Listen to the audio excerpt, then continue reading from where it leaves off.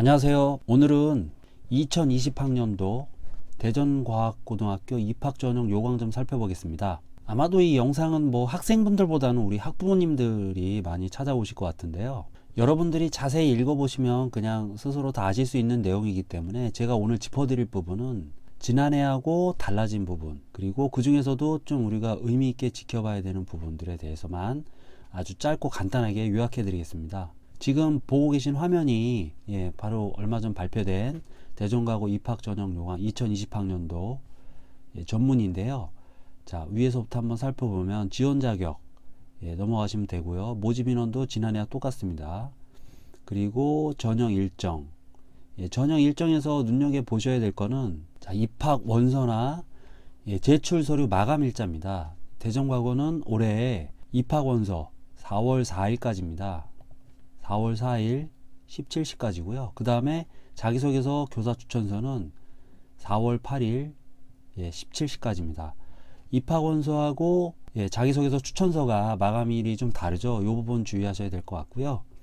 그 다음에 1단계 합격자 발표는 5월 10일, 그리고 2단계 지필고사는 5월 19일로 잡혀 있습니다. 지난해하고 비슷한 일정으로 특이사항은 없다고 말씀드릴 수 있을 것 같고요. 여기 2단계 전형 보시면 자, 학문 적성 검사라고 명칭이 좀 2단계 지필고사 명칭이 바뀐 모습이 보이고요. 그 다음에 정원의 일반 특목고나 자사고로 치면 사회통합 전형에 해당하는 학생들인데요. 작년하고 좀 전형이 바뀌었습니다. 학문 적성 검사 지필고사 없이 면접을 통해서 정원의 인원을 뽑는다. 이게 대전과고 입시 올해 가장 큰 변화 중에 하나입니다. 해당 자세한 내용은 밑에서 다시 살펴보도록 하겠습니다. 일정을 지나서 밑으로 쭉 내려가 보시면요.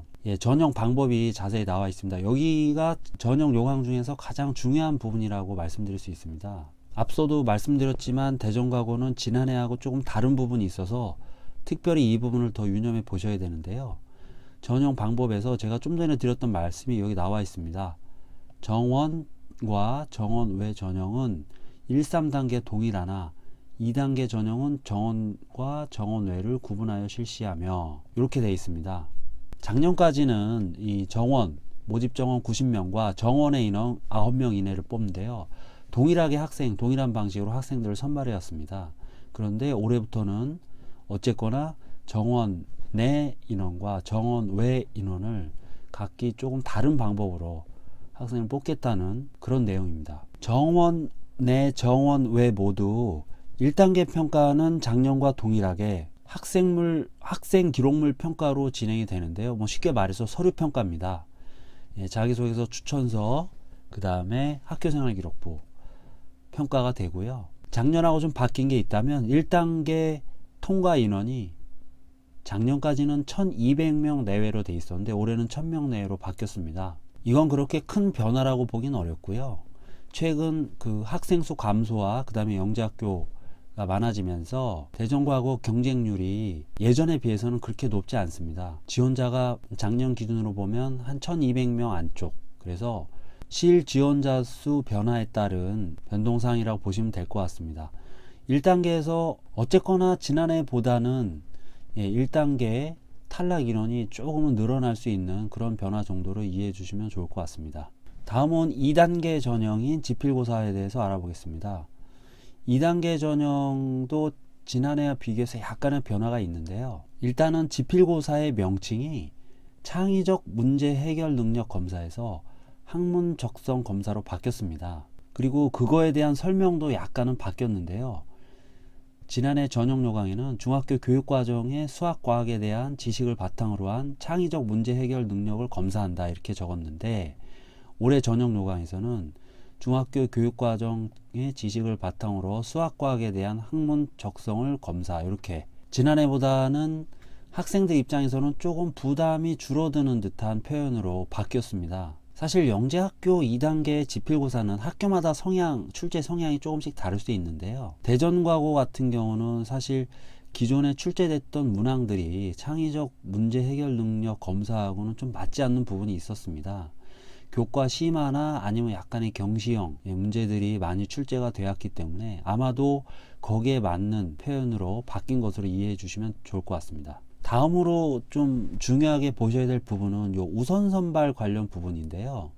2단계 지필고사를 잘 본 학생들, 대부분의 영재학교에서 우선 선발 제도를 도입해서 최종 합격자로 뽑고 있습니다. 지난해하고 마찬가지로 20명 이내 선발은 동일한데요. 달라진 부분이 있습니다. 달라진 부분은 바로 이 부분입니다. 1단계와 2단계의 결과를 반영하여 이렇게 적혀 있거든요. 작년 전형 요강에는 이런 내용이 없었고요. 그냥 20명 이내를 선발한다라고만 돼 있었고, 설명회 같은 데에서 대전과거 측에서 말하기로는 1단계 결과는 1단계가 끝나면 그 다음 단계부터는 반영되지 않는다, 이렇게 설명을 해왔었습니다. 그렇기 때문에 이 우선 선발 관련된 부분은 실질적인 변화라고 볼 수가 있고요. 2단계 지필고사를 잘 본 학생들이 우선 선발되는 건 맞는데 1단계 서류평가 내용도 우선 선발 과정에 영향을 미칠 수 있다. 이 부분을 참고해 주시면 좋을 것 같습니다. 아무래도 자소서나 추천서 준비에 예년보다는 좀 더 신경을 쓰셔야 되는 부분이라고 볼 수가 있습니다. 다만 최근에는 2단계 시험 날짜가 모든 영재학교들이 동일하다 보니까 사실 학교별로 2단계 우선 선발의 필요성은 그렇게 커진 상태는 아닙니다. 그래서 대전과거 같은 경우도 최근에는 뭐 20명까지 그렇게 우선 선발자를 뽑진 않았고, 적을 때는 한 뭐 5명 내외로만 뽑았던 적도 있는 것으로 이렇게 알려져 있습니다. 우선 선발이 아닌 나머지 인원들의 경우에는 지난해와 동일하게 2단계 결과만 반영해서 1.55배수 내외 인원을 캠프 3단계 대상자로 선발하게 됩니다. 그리고 올해 가장 큰 변화라고 할 수 있는 이 정원의 전형 내용이 요 밑에 나와 있는데요. 핵심만 말씀드리면 정원의 지원자들은 지필고사를 보지 않고 방문 면접, 그 다음에 소집 면담, 요 두 번의 면접을 통해서 3단계 진출 여부를 가린다는 겁니다. 2단계 결과만, 그러니까 면접이겠죠. 2단계 결과만 반영하여 14명 내외로 선발하게 됩니다. 이 소집 면담이나 방문 면접에 대해서 궁금하신 분들은 과학고 입시를 참고하시면 도움이 될 것 같습니다. 과학고 입시에서 진행되고 있는 면담 면접과 유사한 형태일 것으로 예상이 되고 있습니다.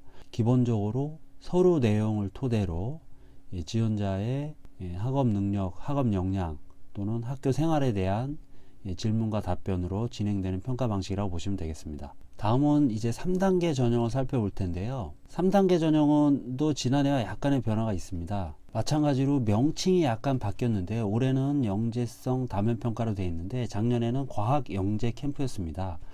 평가 내용에 실질적인 변화가 있을지는 모르겠지만 작년에는 인성 역량, 탐구 역량, 영재성 등을 평가한다, 이렇게 적었던 반면에 올해는 창의적 문제 해결 능력, 탐구 능력, 논리적 사고력 능력, 인성, 이렇게 표현상에 약간의 차이가 있습니다. 실질적인 내용은 크게 바뀔 것 같지는 않습니다. 최종 합격자는 지난해와 마찬가지로 2단계와 3단계 결과를 5대5 비율로 반영해서 뽑게 됩니다. 정원의 인원은 3단계 결과만 반영하여 9명 이내로 선발하게 됩니다. 그리고 이제 마지막으로 보셔야 될 게 이 최종 합격자 선발 항목인데요. 사실 영재학교는 3단계를 통과해도 최종 합격자가 아니고 사실은 최종 합격 예정자입니다. 그리고 그 인원을 대상으로 해서 마지막에 한 가지 더 보는 게 있는데 여기 나와 있습니다. 재학 중인 학교의 2학기 출결 상황, 그 다음에 교과 학습 발달 상황, 봉사활동, 학교 폭력 관련 사항, 이 부분을 마지막까지 검토해서 문제가 없는 경우에 합격 예정자가 최종 합격자가 되는 겁니다. 대전과거 같은 경우 2017년 입학생 중 2명이 실제로 3학년 2학기 성적이 좋지 않아서 학교를 다니던 중간에 합격 취소가 된 사례가 있기 때문에 각별히 주의하셔야 될 것으로 보입니다. 합격하셨더라도 남은 중학교 생활은 충실하게 임하는 게 당연하겠죠. 그 밖에도 이 밑에 제출서류 관련된 내용에서 지난해하고 약간 달라진 부분이 있는데요. 추천서 부분입니다. 추천서 1과 추천서 2 써주실 수 있는 선생님 자격이 지난해하고 약간 바뀌었습니다. 이거는 뭐 지난해 건 꼭 아셔야 되는 건 아니고 올해 추천서 1과 추천서 2 어떤 선생님들이 쓰는 게 가능하실지 염두에 두시면 좋을 것 같습니다. 그 뒤에 부분들은 뭐 특별히 중요한 내용은 아니기 때문에 오늘은 여기까지 말씀드리고요.